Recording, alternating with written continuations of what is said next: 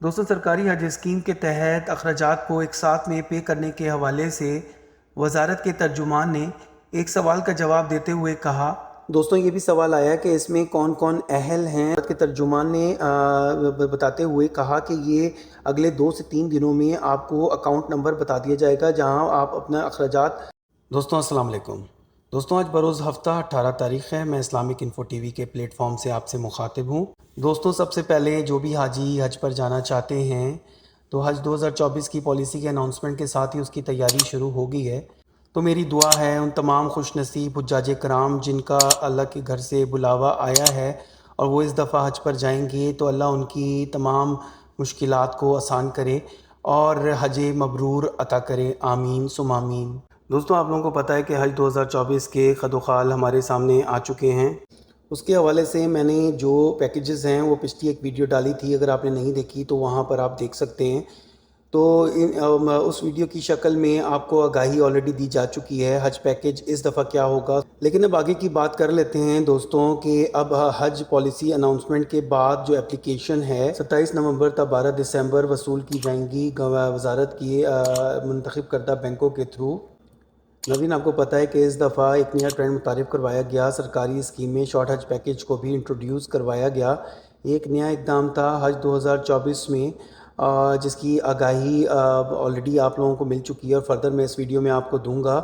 इसके अलावा स्पॉन्सरशिप हज स्कीम का आपको पता है कि ये भी सिलसिला 2023 में शुरू हुआ था जिसको आगे कंटिन्यू रखा गया है। लेकिन 2023 में मैं आपको बताता चलूँ दोस्तों, तकरीबन 7,000 के करीब एप्लीकेशन जमा हुई थी और इस दफ़ा अगेन 50% के अगेंस्ट जो 2023 में कोटा रखा गया था, इस दफ़ा 25,000 के करीब वैकेंसीज़ रखी गई हैं स्पॉन्सरशिप हज स्कीम के तहत। दोस्तों, वजारत के तर्जुमान ने अखराजात की मद में जो किस्तों में अदा करने के हवाले से एक ऐलान किया है वो मैं आगे आपके साथ शेयर करूँगा। जिन घरों के अफराद पहले हज पर जा चुके हैं तो उनकी तो पहले ही इन्फॉर्मेशन में है कि हज का प्रोसीजर कैसे होना है, उसमें कैसे प्रोसीजर होता है और उसको आगे कैसे लेके चलना होता है। लेकिन जो पहली दफ़ा हज पर जाने का इरादा रखते हैं तो ज़रूरी है कि वो इसके बारे में आगाही हासिल करें और कदम ब कदम इन्फॉर्मेशन उनको मिलती रहे ताकि इन टाइम वो अपने प्रोसीजर को इन टाइम मुश्किलात को हल करते हुए आगे बढ़ा सकें। तो उसके लिए दोस्तों आप लोगों से दरख्वास्त है कि आप चैनल को सब्सक्राइब करें। मैं कदम ब कदम आप लोगों को इन्फॉर्मेशन इसी चैनल के थ्रू आप तक पहुंचाता रहूँगा। आपके सवालों के जवाब भी दिए जाएंगे और इसके अलावा जो भी इंफॉर्मेशन मुझ तक पहुंचेगी वो मैं आप तक फ़र्स्ट हैंड इंफॉर्मेशन आप तक पहुंचाऊंगा इंशाल्लाह। तो चैनल को सब्सक्राइब करना मत भूलिएगा। नाजरीन, एक सवाल आया है कि अखराजात को किस्तों में पे करने के हवाले से वजारत ने जो ऐलान किया है वो मैं आपके साथ शेयर करूँगा। लेकिन इससे पहले मैं आपको बताता चलूँ दोस्तों, ये भी सवाल आया कि इसमें कौन कौन अहल हैं, तो वो मैं आपको बताता चलूँ कि अहलियत के लिए वाज़े बता दिया गया है कि जो उसको मुसलमान होना ज़रूरी है और मुसलमान के साथ साथ पाकिस्तानी होना ज़रूरी है। पाकिस्तानी पासपोर्ट उसके पास होना चाहिए जो भी अप्लाई करना चाहता है और पाकिस्तान के थ्रू हज पर जाना चाहता है। और उसके जो पासपोर्ट की मियाद होनी चाहिए वो 16 दिसंबर 2024 तक पाकिस्तानी पासपोर्ट जो है उसकी मियाद होनी चाहिए।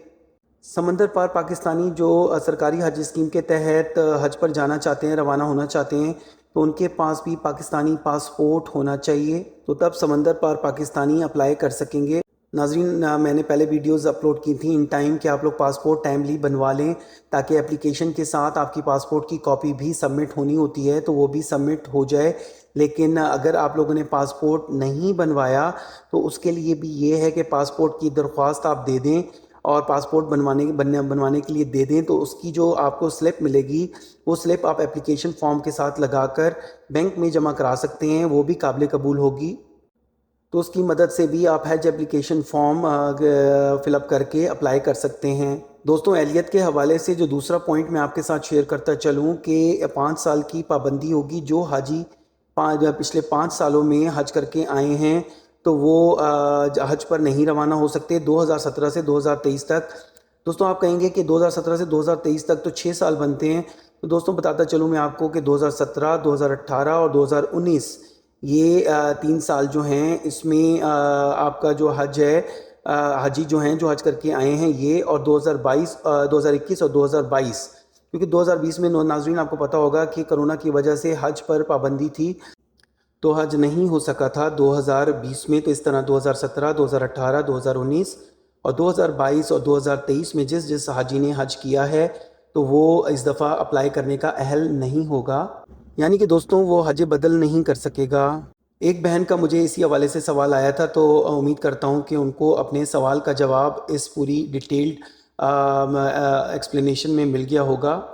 لیکن اس میں ایک بات جو ہے کہ اگر کوئی خاتون حج کرنا چاہتی ہے اور اس کے ساتھ جو محرم ہے وہ پچھلے 5 سالوں میں حج کر چکا ہے، تو وہ اپلائی کر سکے گا، اس خاتون کے بیہاف پر حج پر روانہ ہو سکے گا۔ تو اگر کوئی خاتون حج پر جانا چاہتی ہے اور محرم حج کر چکا ہے تو وہ حضرات اپلیکیشن حج کے لیے دوبارہ دے سکتے ہیں، تو وہ خاتون کے ساتھ محرم کے طور پر دوبارہ حج پر جا سکیں گے۔ دوستوں یہی استثناء ہے، اس کے علاوہ حج بدل پر پابندی لگائی گئی ہے۔ دوستوں یہ تو آپ لوگوں کو پہلے سے ہی پتہ ہے کہ 2 پیکیجز اس دفعہ رکھے گئے ہیں، ایک شارٹ حج پیکیج ہے اور ایک لانگ حج پیکیج ہے۔ یہ دونوں آفرز آپ کو وزارت کی طرف سے دی گئی ہیں جو ریگولر اسکیم کے تحت ہیں، اور اس کو آپ اپلائی کر سکتے ہیں۔ اگر پیکیج کے حوالے سے میں شارٹلی بتاؤں تو یہ لانگ حج پیکیج جو ہے وہ 38 سے 42 دن کے درمیان ہوگا۔ مدینہ میں 8 دن کی رہائش آپ کو دی جائے گی۔ تو جنوبی ریجن کے لیے جو ایئرپورٹس ہیں وہ کراچی، کوئٹہ اور سکھر ہیں، جو 10,65,000 اماؤنٹ رکھی گئی ہے۔ اسی طرح دیگر شہروں کے لیے جس میں اسلام آباد، لاہور، پشاور، ملتان اور سیالکوٹ، فیصل آباد شامل ہیں، اس کے لیے 10,75,000 اخراجات رکھے گئے ہیں۔ اسپانسرشپ حج اسکیم کے لیے اگر اس کی بات کی جائے تو لانگ پیکیج آپ کو $3,765 بھجوانے ہوں گے، اور جنوبی ریجن کے لیے یہ اماؤنٹ ہے، اور شمالی ریجن کے لیے 3,800 آپ کو اماؤنٹ بھجوانے ہوں گے۔ آپ جو یہ اماؤنٹ ہے اپلیکیشن کے ساتھ آپ کو جمع کرانی ہوگی، یہ 15 نامزد بینکوں میں جمع کرائی جا سکتے ہیں، جس میں ایک زرعی ترقیاتی بینک ہے جس میں اسپانسرشپ حج اسکیم کے تحت اماؤنٹ جمع نہیں ہوگی۔ اس کے علاوہ ریگولر اسکیم کے تحت جو بھی اخراجات ہیں وہ باقی 14 بینکس میں آپ اسپانسرشپ اور ریگولر دونوں کے اخراجات جمع کرا سکتے ہیں۔ ناظرین ان 14 بینکوں میں وزارت کے مخصوص ڈالر اکاؤنٹ ہیں، تو جو اسپانسرشپ حج اسکیم کے تحت اپلائی کرنا چاہتے ہیں وہ ان 14 اکاؤنٹس میں کسی بھی بینک میں اپنا اپلائی کر سکتے ہیں اور جمع کرا سکتے ہیں۔ دوستوں شارٹ حج پیکیج کی جو بات ہو رہی ہے ایک ساتھ کے حوالے سے، اس میں وزارت کے ترجمان نے سوالوں کے جواب دیتے ہوئے کلیئرلی کہہ دیا ہے کہ ایسی کوئی تجویز زیر غور نہیں ہے اور نہ وہ اس میں رکھی گئی ہے۔ یہ یکمشت آپ کو 27 نومبر سے آنورڈ جب اپلیکیشن آپ جمع کروائیں گے تو اس وقت آپ کو یہ تمام کے تمام اخراجات جو آ رہے ہیں اسپانسرشپ اور ریگولر حج اسکیم میں وہ آپ کو جمع کرانے ہوں گے۔